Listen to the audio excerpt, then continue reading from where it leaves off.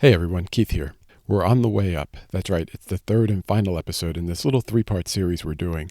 We started underwater with Craig, we went up in the clouds with Isa, and today we're going to outer space with my friend Bobby Satcher. Hope you enjoy the episode, and if you like it, share it with a friend. Peace.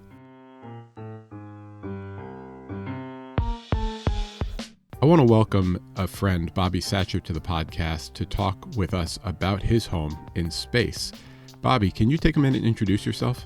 Yeah, I'll just give you the highlights. I'm a former astronaut. Right off the top, flew back in 2009 on the space shuttle to the International Space Station. I'm also founder of a company, Orbital Med, focused on human performance and health for space flight participants. And then finally, I'm a professor of orthopedic surgery at MD Anderson Cancer Center. So I take care of cancer patients. And Bobby, you're currently located down in Texas, but you've moved around a little bit. In fact, I just found out recently that we were sort of in the same vicinity at the same time.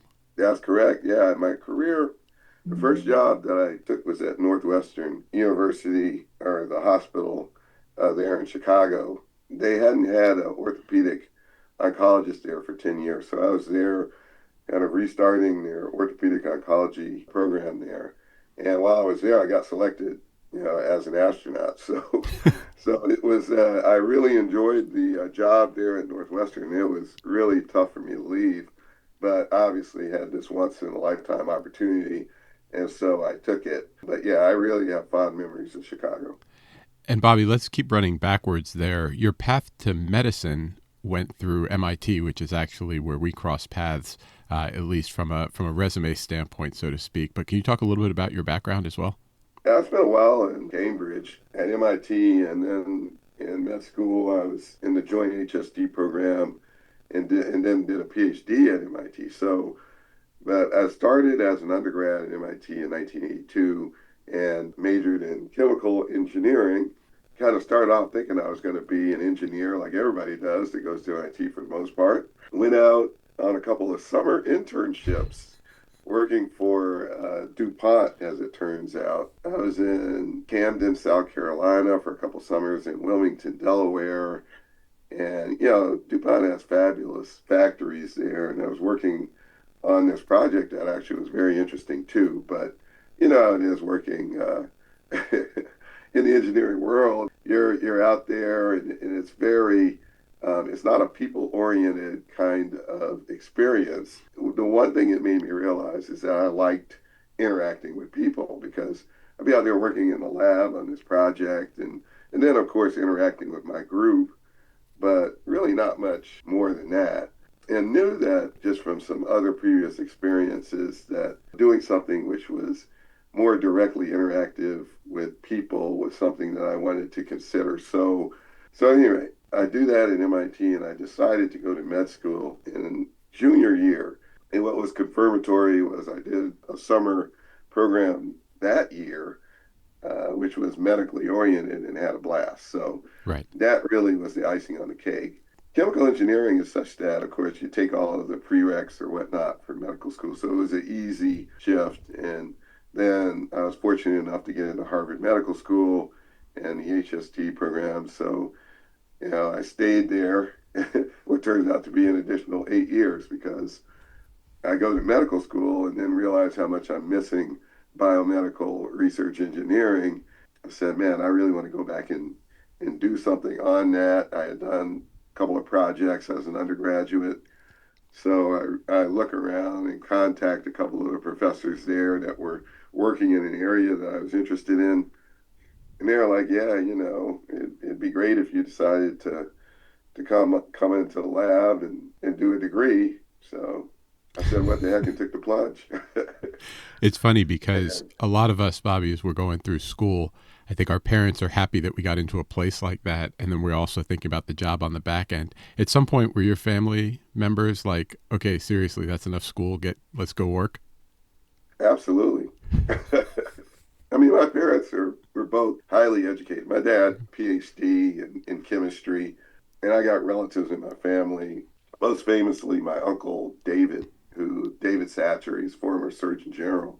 So, it wasn't anything foreign, looking at doing several other degrees. That wasn't foreign, but they were kind of like, geez, you went to MIT and you're at Harvard Medical School. You sure you just don't want to go through, Right. I mean, you'll be doing fine. I was like, oh, I'm really interested in this research. So they're just like, okay, just go for it.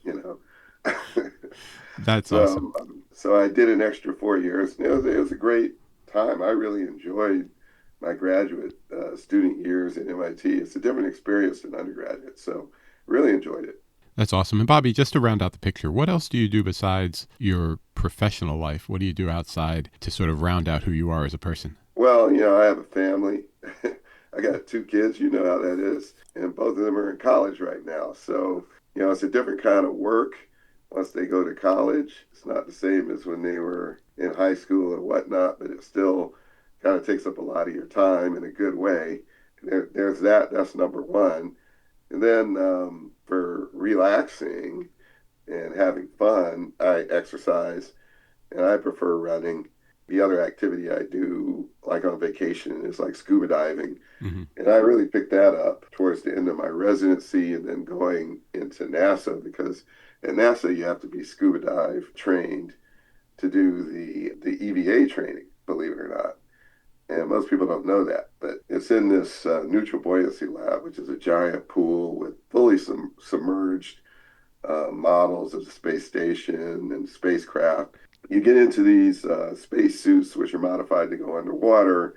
So it's a version of scuba diving, a highly Right. modified and specialized version of scuba diving, if you like. But you have to be trained in scuba diving because if there's some malfunction with your suit underwater and you got to get out and whatnot, you need to know how to breathe off another person's tank and all of this stuff because you're like 40 feet underwater with this stuff. So And yeah, EVA training is the spacewalk training? that's spacewalk training, extravehicular activity, and I think it's I did two spacewalks. It is some of the most rigorous training that there is at NASA. You'll get that from everybody. I was a mission specialist, but you'll get that from the pilots and the commanders also. And you have to do 10 practice EVAs in the neutral buoyancy lab for anyone that you're going to do on orbit in space. Basically, the way that this thing is laid out is these spacesuits weigh about 300 pounds, and they mount them on this scaffolding so that you can get in them before you get in the water Right. because they're so heavy. And then, you get in the water and you're neutrally buoyant because they put weights on, so you're essentially floating underwater. But you're working against the resistance of the suit and the weight of the suit because you're still, you're underwater, you're not in space. It's 8 hours straight of basically throwing everything but the kitchen sink at you because you're translating and around and doing the tasks that you're supposed to do. They're breaking everything, hitting you with all these malfunctions and everything else. The only thing you have in the suit is like a water bag. They can't put food in there for you to eat. Right. So it's not like if you're working at your desk, you can snack on your little chips or whatever. It's like, no, it's just some water you can sip every now and then. And you're going 8 hours straight. And then at the end of it, when you're completely exhausted, they, like, oh, your partner is in distress. They're on the other side of the station, which is like 100 feet away. You got to go over there, get them, retrieve them, and bring them back into the station. You have to rescue them. That's what they do. It's great training, though. You get through that. And I mean, at the end of those things, you're Right. just so wiped out. Then, when you go on orbit and do it for real, it's so much easier. It's just like, man, can't we do this all the time? This is fantastic. I mean, I'm not breaking a sweat at all. My heart rate's not up at all. It's just like this is just relaxing, in space. It's relaxing. And Bobby, before we get into your home, I just want to let people know how we know each other. How would you say we met? Well, it's MIT. MIT is a small community, and certainly with the black students, there's an even smaller community.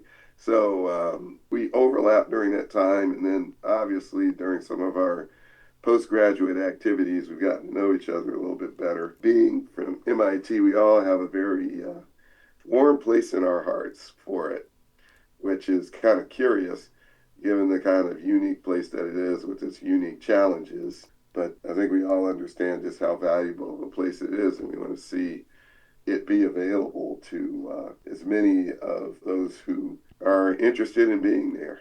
And certainly for Black students, that's very important that we have continue the legacy of Black students at MIT. Yeah, we talk about it a lot around here because my sister also went and was on campus with me. And among friends, we always say MIT is a great place to be from. Right. It was not easy, and it's not Yeah, something I would ever want to do again. it was the first place I heard the phrase. It's like drinking from a fire Fire hose, hose. right? I mean, Yep. never heard that phrase before. Coming from Denmark, South Carolina, that's where I went to high school. Population 2,000, by the way. Get up to MIT, and they're like, "Oh yeah, it's like drinking from a fire hose." I'm like, "What is that?" And then Found after the out. first semester, I was like, "Now I know what you're talking Now I know. And we did meet relatively recently, although it looks like we overlapped when you were on campus around some of the things that MIT is doing working with the admissions office. And I remember meeting the group, and there's not a lot of groups that I'm in where I'm let's just say not the oldest in the group. I'm actually the baby of the group, which is rare Yes, you for are. me. And it's just been a great group working together on this initiative. And I remember looking at some of the bios and reading yours and saying, wait a minute, I knew the doctor, I knew the PhD. I was like, this guy was also up in space. And when I saw that, I reached out to you. And I just want to thank you up front for making time. As we're talking now, there is actually a crew in space right now with the Artemis Yeah. mission. And I know you're getting a lot of interview requests. So, Bobby, thank you for taking the time today to do this one. Oh, my pleasure. It's a special time. Artemis mission is near and dear. When I went to NASA, we were brought in with the intent of going back to the moon. So that was back in 2004, which is 22 years ago. Our class specifically was like, to return to the moon? None of us believed it. And we were right, because it was just like we were still building the space station at that time. And it was like, there's no way it's going to happen with us being here. But, it'll probably be in one of the subsequent classes. So we're 3 classes deep from when I started at NASA. But thank God we're headed back to the moon. It's also special for me, just on a personal note, because the pilot there, Victor Glover, is actually a very good friend. He's just a fantastic person to be going. If hopefully you'll have the chance to talk to him at some point, and yeah, he's just a great human being. Also, just spectacular pilot, very decorated and everything. Who happens to be African American also, but yeah, he's a great guy, and he'll be the first Black person to go to the moon and see what it looks like. I've been in communication with him because they have email now that they got it up and working again. But they have email, and he's doing really great. But I went to the launch and saw the launch because of that. Because any launch you go to is spectacular. They're all the more fun when you're on the rocket ship. But outside of not doing that, this one was the most special for me to be there. I definitely got a bit misty-eyed watching it.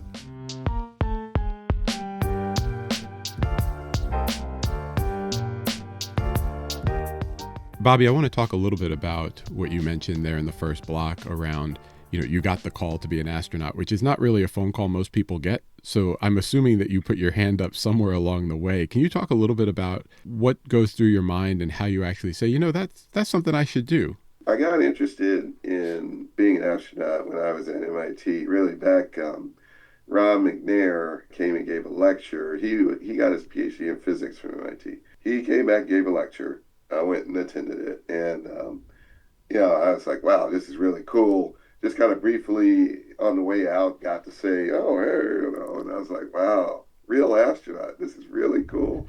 MIT, and then it's like, and it's a Black astronaut too. This is great. So I started just watching all of the launches then, and of course the Challenger tragedy. I was watching that too, but that really kind of got me in a very personal way invested in it, and it just kept thinking to myself, well, I met a person who looked like me who could do this, and maybe this is something that I could one day do, but I just didn't know what the pathway was. I was still kind of going through with the medical stuff and figuring that out. The next Black astronaut that I really paid attention to was Mae Jemison, Mm-hmm. because she actually went to Cornell, and she was a chemical engineer, and she went on and got her medical degree too, and then became an astronaut. That was right around the time when I was in residency and doing my residency in orthopedic surgery. So that caught my eye. And I was like, wow, that's really a person that's that kind of done the same stuff that I've Right. done. And the final, I would say the icing on the cake was when I was in residency, I was doing a research project. And I was out at San Francisco at UCSF doing this research project, which took me down to NASA Ames because the PI for it was at NASA Ames. And if you know anything about NASA Ames, it's astronauts go out there to train. They have a special simulator, which is landing the space shuttle, and it's very realistic. But they come out there and train on it. So I would be down at NASA Ames hanging out with this research project. And there was one time where some astronauts came through that were training. One of them, Leland Melvin, I met when he was there and got to chat with this guy. And he encouraged me. He was like, I'm from Virginia originally. He's from Virginia too. We kind of connected around that. And he was like, yeah, man, you got to think about it. It's like, it's a great thing. And it's really cool seeing these guys come flying in the NASA Ames. They come in flying in T-38s. These are these little jet trainers. They all get out in their little blue suits. And, but they're looking like very astronaut-y with their helmets on, taking them off, strutting off the runway, sunglasses and all this and that. And then, they do their training, and I got to chat with them. And then, then they go out and spectacular, boom, off into the sky. And I was like, wow, that's the coolest thing ever. Maybe I can apply one day. I probably won't get it, but at least I'll try. How does that process work? So is it like a full-time job? I always assumed that they were somehow, related to the military, like they were Air Force pilots or something like that. But when you're in training, are you still working? Are you still doing your residency and sort of doing this on the weekends, like the reserves? When you're in the astronaut corps, it's a full-time job. Okay. It's you apply for it, you go through the selection process, and if you're fortunate and you get selected, you go there full-time. As you can imagine, it is very competitive. There are thousands and thousands of people that apply. Most people apply multiple times. I had some classmates who applied like 7, 8 times. I was very lucky. I got it the first time I applied. Wow. It was, I attribute it to, I just kind of fit the bill of something that they were looking for at the time. My background being pretty unique, orthopedic surgeon, also trained in cancer. They like bringing in doctors that bring in different expertise to the core so that you get that insight and they take advantage of it. They use your mind and everything else. And so I think they were looking for that. And let me ask, so when you first get a taste of it, is it the training flights or is it the first time you go up into space where you say, wow, this is something I want to do? It's so difficult to get into the core, it sounds like, that just even being selected to that community is probably pretty special. But when did you know this was, like, it was really happening and it was something that was going to be a part of you for frankly, the rest of your life? Yeah, well, I got the phone call. That's real. Right. The Right. phone call when I was in clinic. I was doing my clinic at Northwestern. I get this call, from a number I didn't recognize. And this was in, the earlier days of cell phone. Back in 2004, we still weren't in the pattern of blocking calls and ignoring calls that we didn't recognize.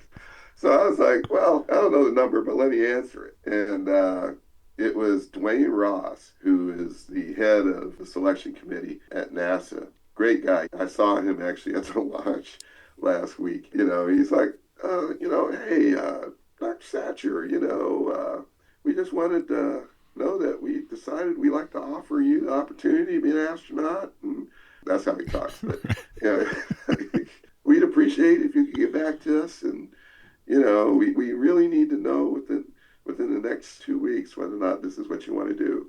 And I'm sitting there like stunned, Right. but I gather myself. Yes, sir. Yes, sir. I have to talk it over. And I already knew I wanted to do it, but I was like, I have to talk it over with my family, etc. And I'll give you a call back.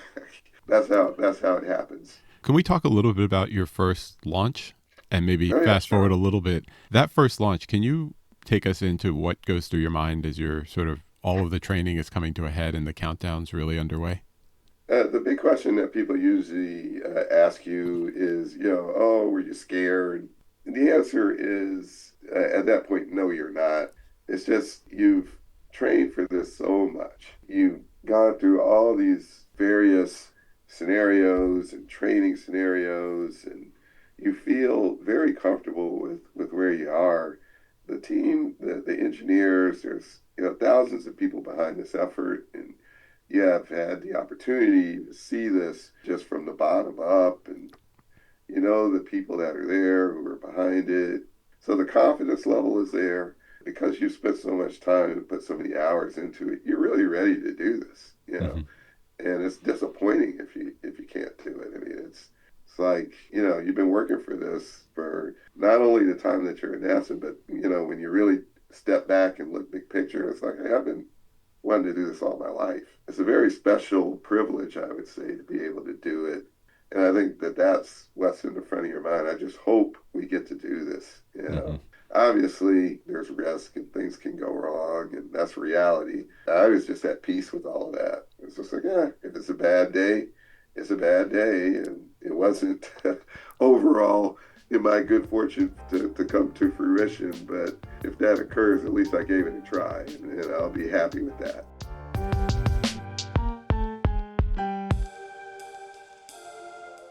How similar is the launch, the acceleration, and the sense of weightlessness to the training that you did, in the tank and here on the ground? Well, everything except the weightlessness is milder, I would say. what you do in training. In these jet trainers, you're going 8, 9 Gs and stuff. The curtains coming down, all this kind of stuff. So, much higher G loads in training than what you experience on the launch. The launch is what's different about it is it's sustained G's. The vector is not vertical from your head to your foot. It's actually 90 degrees from that. It's like somebody standing on your chest. Because you're laying on your back, so in some ways, the orientation wise, and going straight up. Right. What's different about it is it's sustained for the time that the rocket is firing. It takes about 8.5 minutes, off the launch pad to get into orbit. So you have the sustained G load of 2 up to 3 max Gs that way. The way that you experience it is, you actually have to start to work to breathe after a while because, just raising your chest against that. And it becomes noticeable, I'd say, after about 6 minutes or so, it kind of becomes noticeable. And you're thinking to yourself, wow, it feels like somebody's sitting on my chest. You're going, and it's getting heavier and heavier because it's like, wow, okay, now it feels like a horse sitting on my chest.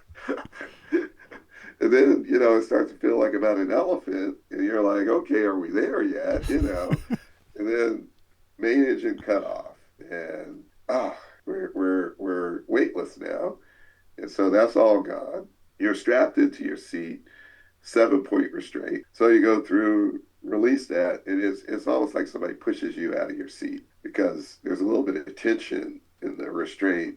You release that, and you're weightless, and it's just boom. You just pop out. You're floating, and it's magic. The first thing that everybody does is they go to the window and look out. Right.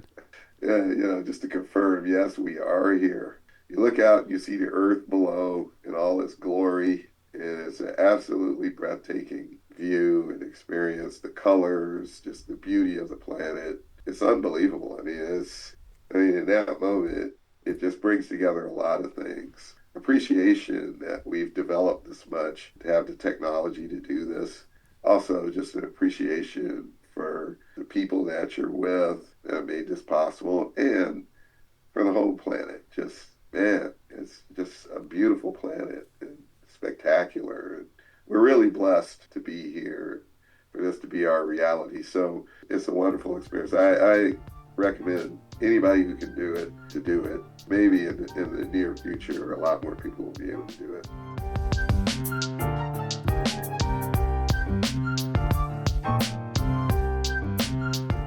Bobby, as we get into some of the things that are special, I know we've talked about a bunch of them as you've sort of taken us through your journey to getting into space. But let's talk a little bit more about the training. You mentioned it's fairly rigorous. I imagine you have to be prepared for kind of anything they can throw at you or anything that might go wrong or anything that can come up. What do you learn about yourself as you're going through that training? You had already been through our shared experience of the hazing of undergrad, but you were also a doctor. You have your PhD. In some ways, you were sort of prepared for everything. Was this like next level preparation or significantly different, or was it just more of the same discipline, get up, rinse, repeat type training? It's significantly different. And there were some unique things right up front that pointed that out. Some people ask me, what's the most challenging thing you went through? I always remember we had to do this simulation. The theme of it is failure and how do you approach failure and how do you overcome failure and fear. How do you approach fear and overcoming your fears? It's this simulation where they're simulating that you're in a cockpit in an aircraft, like a helicopter. You go and crash into the water, and it's supposed to be at night. Because these cockpits in these type of aircraft are top heavy, you go in and it flips before it sinks and then lands. And you got to be able to get out of that in order to save yourself, obviously. What they do is they actually just strap you into a seat, right? They have like a thing. It's basically like the size of a cockpit with some chairs in it, and they strap you in. They put it underwater, flip it, and you have to. Oh, and they blindfold you, of course, because it's supposed to be at night, Of so you course. can't see anything.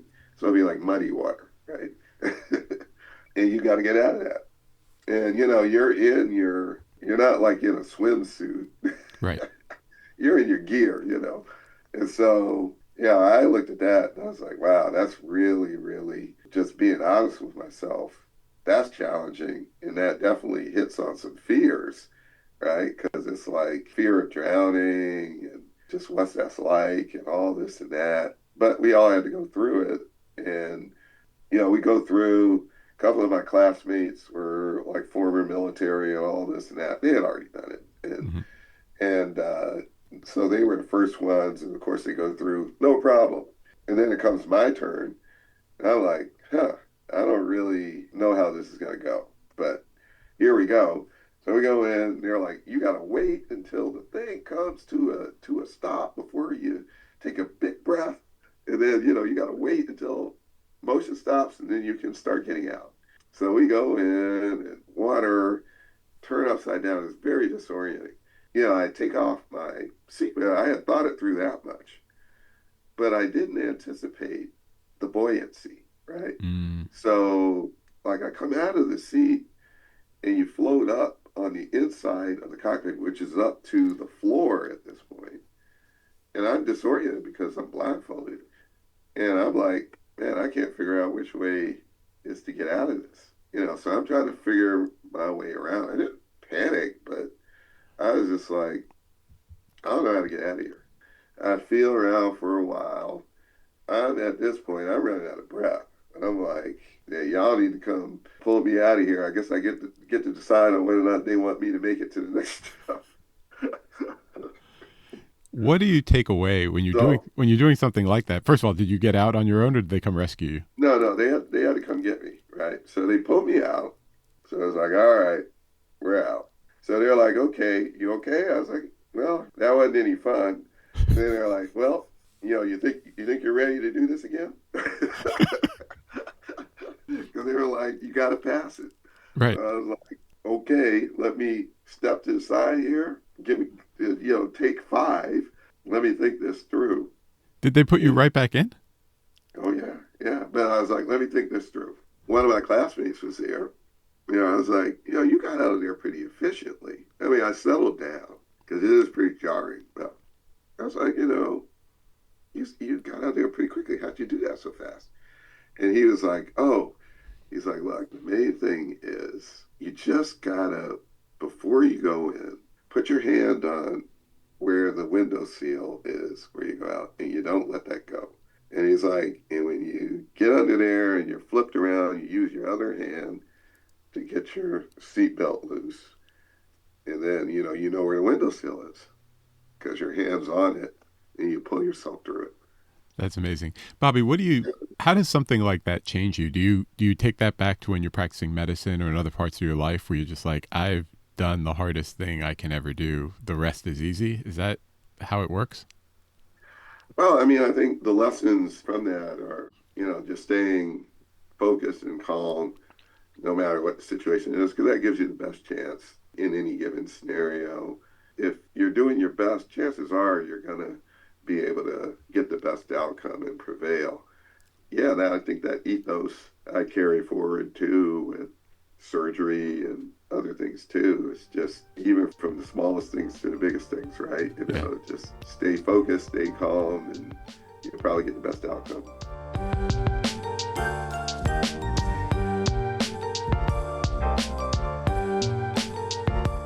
Bobby, like a lot of guests that we've had on in various homes, the community is always a big part of it. But I actually want to talk less about that because you talked about it a little bit earlier and talk a little bit more about actually being in space and what that's like and how that changes for you. You said earlier that you've done two, and you've also done a spacewalk, which watching a lot of movies feels terrifying, much less doing it more than once.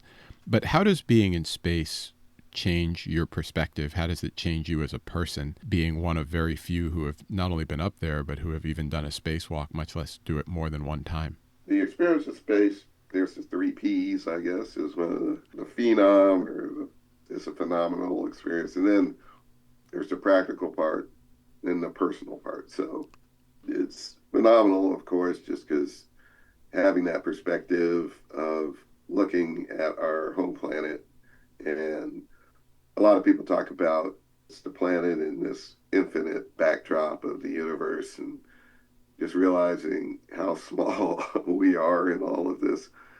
And you look at the earth and there's no boundaries between countries, and any alien intelligence that could ever be get this far, if there is one, would certainly be looking at us as all being the same, right?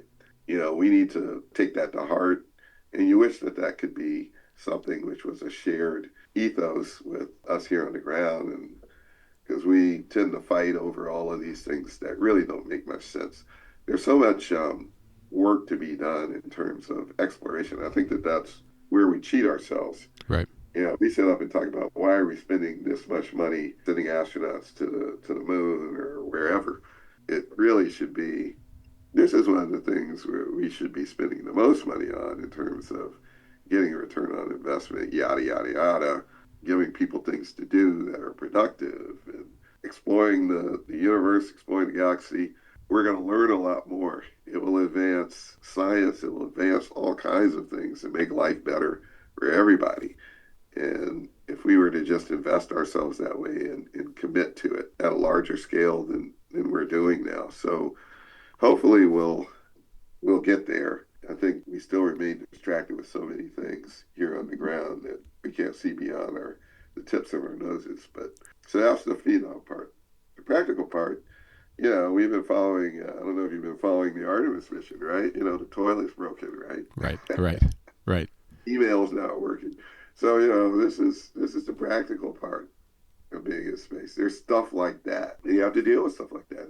It's like owning a home when you go to the space station, and it's spectacular. First of all, it's space station has the living space of a 5-bedroom house, but it's been up there for 20 some odd years. And if you're a homeowner, plumbing breaks, you got to call somebody. But you can't do that. It's Right. like you are the plumber, so you got to take care of this stuff. That's the reality of it. Hygiene, how do you take a bath in space, right? You can't take a bath. It's a sponge bath. Mm-hmm. So cooking and eating, and those sorts of things, it's the same as it is here on the ground, but with a twist. Sleeping is different. It's, I think, very comfortable in space. You don't feel all the aches and pains that you do here on the ground. So it's a nice experience overall. I mean, it just takes a little getting used to because you're floating.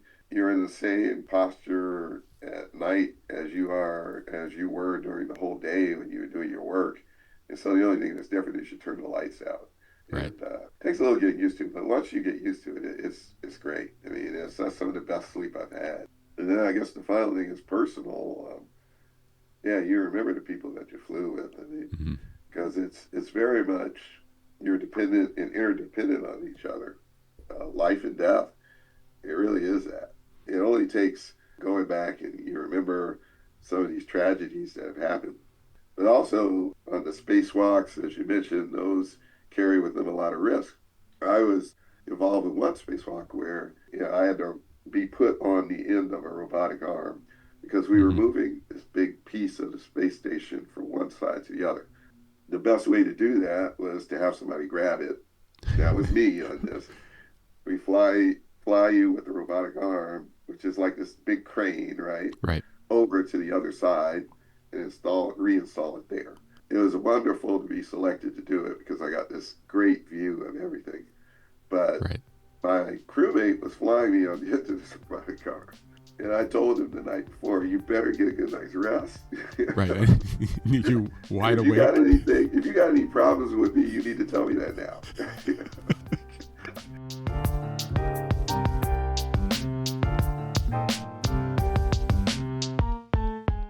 Bobby, I want to thank you for making time today. Again, I mentioned at the top, it's a very exciting time for people who are interested in space, and a lot of people I know are reaching out to you. If people want to learn more about the company you mentioned or about you, where should they go on the web to visit and learn? Yeah, thanks. Company's name is Orbital Med, and the website is orbitalmed.com. That's all just one word. It is founded by myself and two others. A guy named Bernard Harris, who's also a former astronaut, who's a internal medical doctor and a flight medical doctor. And then another guy named Phil Hilder, who doesn't have a space background. But the point of the company, though, is we're entering this new era where there's going to be a lot of commercial or companies that are putting infrastructure in space and putting people in space for a variety of reasons. One is for manufacturing purposes or scientific purposes, or also just more practical purposes for whatever that company is doing in space. And then the other major bucket are tourists. And we've already begun to see that with the Blue Origin flights, with them going to the Kármán line, which is about 63 miles up, so you can kind of get an appreciation for the planet. But they're going to be going actually into low Earth orbit. And then also we're going to be establishing a base on the moon. Companies are going to be going there too. What's missing is, how do we take care of people and optimize their experience in space, maximize their performance in space? NASA has kind of been the only entity in the United States that has been focused on that, both historically and in the present. They provide that kind of expertise and management for the commercial companies right now, but they're not going to do that looking forward. They have a body of expertise, but it's been clearly stated that companies are going to have to do that for themselves. Mm-hmm. And so that's, what we will be providing. Just we're people who are doctors and have the unique vantage point of being both doctors and astronauts. And I was the crew medical officer for my crew. Bernard Harris was crew medical doctor for his. He's also specifically had a career at NASA as a flight doctor for crews before he was selected as an astronaut. So we bring that expertise, and we'll be using that so that people in the future who are flying either low Earth orbit or going to the moon or whatnot will have the best experience that they can have. Another thing that has brought that into focus is we know that there's risk of medical events in space. We saw Right. that recently with Right. an astronaut who had to come back early because of a medical event. The strategy is to do things to minimize the possibility of that happening, and then when it does happen, have the capacity to take care of it in space, so you don't have to have this costly endeavor of bringing people back, but actually providing the care there in space. That's awesome. Well, Bobby, thank you again for making the time today. I really appreciate the conversation, and I look forward to catching up in person again sometime soon. Look forward to seeing you again, and thanks a lot for this. It's been great talking to you, Keith. Go MIT.